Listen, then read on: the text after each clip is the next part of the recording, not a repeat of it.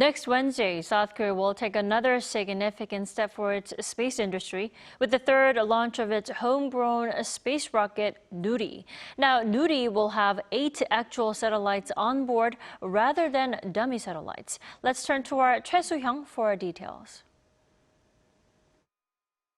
South Korea's aerospace history will be rewritten on May 24th. The Nuri space rocket's third launch is completely different from the 2 previous ones. The first and second launches in October 2021 and June 2022 were test launches with dummies, but this time is the first operational launch carrying 8 actual satellites. So, which satellites will be on board?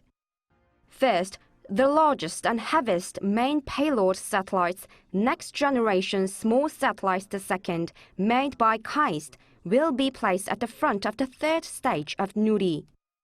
It has a main camera with a resolution of 5 meters, an observation width of 40 kilometers, and weighs 150 kilograms to help it explore 600 to 800 kilometers of mission altitude ranges.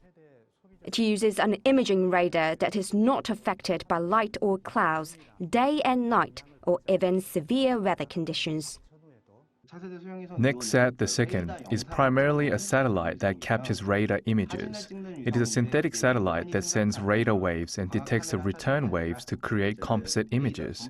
It differs from the optical camera images and has differences in performance compared to the existing Arirang 5 satellite due to its scale.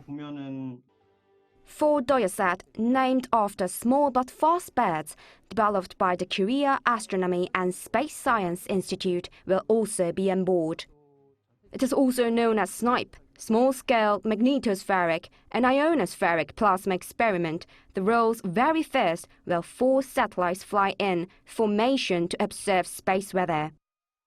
4 nanosatellites, 가람, 나래, 다솔, and 라온, about 10 kilograms each, will provide real-time transmission of fine space plasma distribution, Earth's magnetic field, solar wind, and space storms at a mission altitude of 500 kilometers.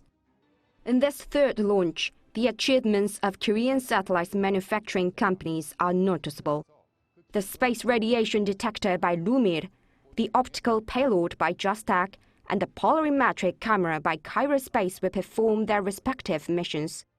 In particular, Aerospace's CUBE satellites will come back to Earth automatically without space debris after the mission is complete. These 8 satellites will be a milestone for Korea as a space powerhouse, venturing into space with the country's cutting-edge technology. Choi Soo-hyung, Arirang News.